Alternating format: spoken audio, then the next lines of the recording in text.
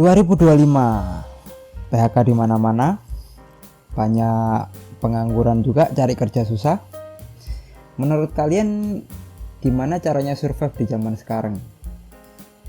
Kalau orang tua kalian kaya mungkin bisa bernafas lega, cuman kalau enggak, ya kalau menurutku jawabannya ada dua sih. Yang pertama konten kreator, yang kedua berbisnis. Ya, di video kali ini aku coba bahas tentang bisnis. Ya memang bisnis banyak sih pilihannya, jadi kayak mulai dari F&B atau jasa atau mungkin jualan barang. Tapi rata-rata di semua bisnis itu profit yang kalian dapat itu berbanding lurus sama modal yang kalian keluarin. Namun bisnis yang aku jalani sekarang ini kenyataannya dengan keluar modal yang minim kalian bisa dapat profit yang gede banget. Itu adalah bisnis furniture.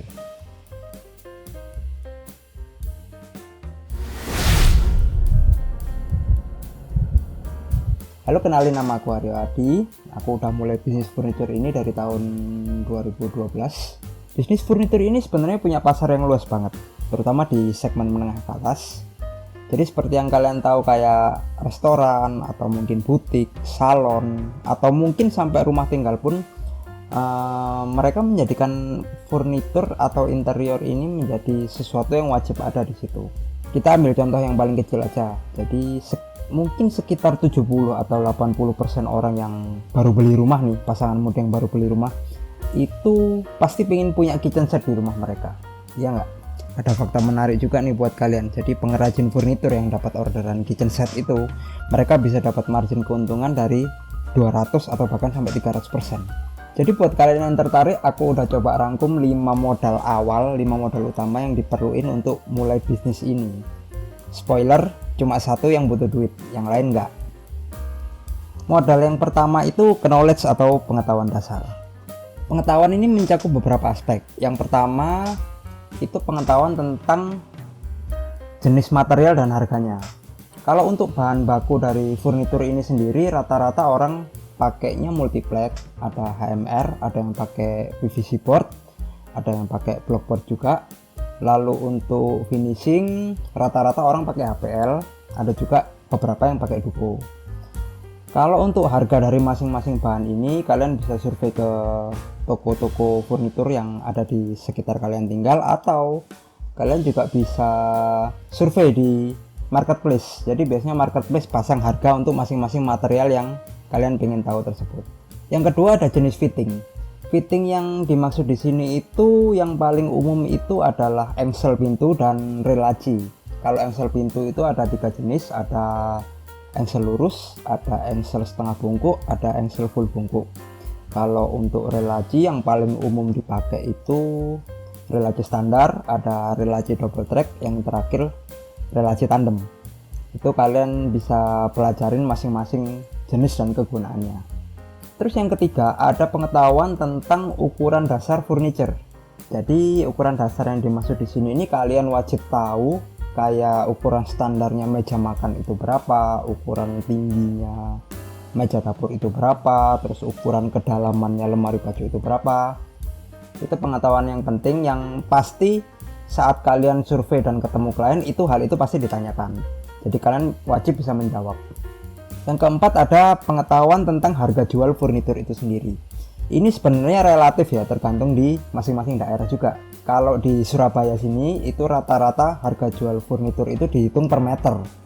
Jadi per meter itu ada di kisaran harga 2.200.000 sampai 2.400.000. Itu tergantung material yang dipakai. Tapi biasanya pakai finishing HPL. Kalau finishing duko beda lagi. Kalau finishing duko rata-rata per meternya 3.500.000 sampai 4 juta di sini. Mungkin ada yang bingung, yang dimaksud per meter ini gimana sih?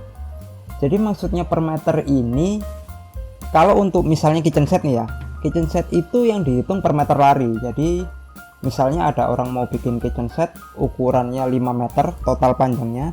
Jadi harga yang bisa kalian ajukan itu harga per meter tadi dikali 5 meter total panjang kitchen set tersebut. Lalu ada juga per meter persegi. Per meter persegi ini harga yang bisa diimplementasikan untuk barang-barang seperti wardrobe. Jadi wardrobe itu bisa diukur lebarnya berapa, bisa diukur tingginya berapa. Jadi misalnya lebar 2 meter, tinggi 3 meter, berarti 6 meter persegi. 6 meter persegi itu dikali harga per meter furnitur tadi. Oke, itu tadi modal pertama, yaitu knowledge atau pengetahuan dasar, kalian wajib tahu. Lalu modal yang kedua itu skill gambar. Kalian nggak bisa ketemu klien dengan cuma bawa modal gambar dari Pinterest atau Google lalu kalian tunjukin jadinya kayak gini pak, nggak bisa. Mulailah belajar software gambar. Software gambar ini penting banget. Software gambar di sini yang paling umum itu ada 3D Max, ada SketchUp, ada Lumion dan lain sebagainya. Cuman kalau menurutku yang paling gampang itu SketchUp. Aku belajar SketchUp ini secara otodidak, jadi lihat tutorial di YouTube terus aku praktekin sambil gambar. Itu aku pakai software selama seminggu udah bisa, udah lancar. Jadi untuk skill gambar ini kalian pelajarin sambil jalan juga nggak masalah. Lalu modal yang ketiga itu tempat kerja. Tempat kerja ini tempat untuk ya ngerjain furniture. Tapi nggak usah manja, nggak usah cari tempat yang gede. Sebenarnya kalian bisa kerjain furniture ini di garasi rumah. Aku dulunya mulai bisnis furniture ini juga sama di garasi rumah. Dan aku juga sering lihat konten-konten kreator yang bikin furniture itu juga di garasi rumah. Jadi nggak ada masalah sebetulnya. Tapi pastiin tetangga kalian oke. Gitu aja sih. Kalau untuk ukuran tempat yang ideal untuk bikin furniture ini menurutku sekitar minimal 5 atau 6 meter persegi. Itu kalian sudah cukup lah untuk mengerjakan barang-barang yang besar. Tapi sebenarnya kalau lebih kecil dari itu, asal kalian udah tahu workflow-nya, sebetulnya juga nggak ada masalah sih. Lalu modal keempat ada alat dan mesin. Ini modal yang satu-satunya kalian butuh duit, kalian harus beli. Tapi nggak banyak, mungkin sekitar 5 jutaan, 4-5 jutaan udah dapat. Kalau misalnya kalian nggak ada modal, ya pay later aja nggak masalah, nanti juga balik. Alat dan mesin, alat di sini yang dimaksud alat-alat pertukangan standar ya, yang rata-rata orang punya seperti pensil, penggaris, meteran, palu, tang, yes itulah pokoknya kalian tahu. Lalu untuk mesin, menurutku ada 4 mesin utama yang kalian harus punya kalau mau mulai bisnis furniture ini. Yang pertama itu circular saw. Circular saw ini dipakai untuk motong material kalian, motong multiplex lembaran besar. Yang kedua itu ada gerenda. Gerenda itu alat yang multifungsi banget menurutku, kegunaannya banyak. Pasti kalian kalau udah jalan pasti tahu kegunaan gerenda itu banyak banget. Yang ketiga ini ada bor, bisa bor listrik, bisa bor baterai. Cuma menurutku lebih praktis bor baterai, walaupun harganya agak lebih tinggi dikit. Bor baterai ini biasanya dipakai untuk yang paling sering ya, ngelubangin engsel, terus pasang skrup, itu pakai bor rata-rata. Yang keempat ada kompresor. Kalau kompresor ini sebetulnya nggak wajib menurutku, cuman rata-rata tukang furniture itu pakai kompresor yang dipasangin nail gun untuk maku multiplex mereka supaya cepet aja kerjanya. Cuman kalau nggak ada kompresor ya awalnya mungkin bisa paku manual juga nggak masalah sih. Jadi keempat mesin tadi kalau di total ya mungkin kalian beli yang nggak bermerek, jangan beli yang bermerek kayak Makita, DeWalt itu harganya tinggi banget. Coba kalian beli merek-merek Cina itu sebetulnya udah oke. Itu kalau di total mungkin kalian keluar uang sekitar 3 atau 4 jutaan. Lalu modal kelima, modal terakhir itu relasi tukang. Bisnis furniture ini bisa coba kalian kerjain sendiri kalau kalian nggak takut pakai mesin-mesin tersebut. Atau kalian bisa panggil tukang buat ngerjain proyek yang kalian punya. Nah kita ngobrol masalah tukang nih. Kalau tukang itu yang umum sebetulnya sistem pembayarannya ada 2. Yang pertama itu harian, yang kedua borongan. Nah yang dimaksud harian atau borongan itu apa?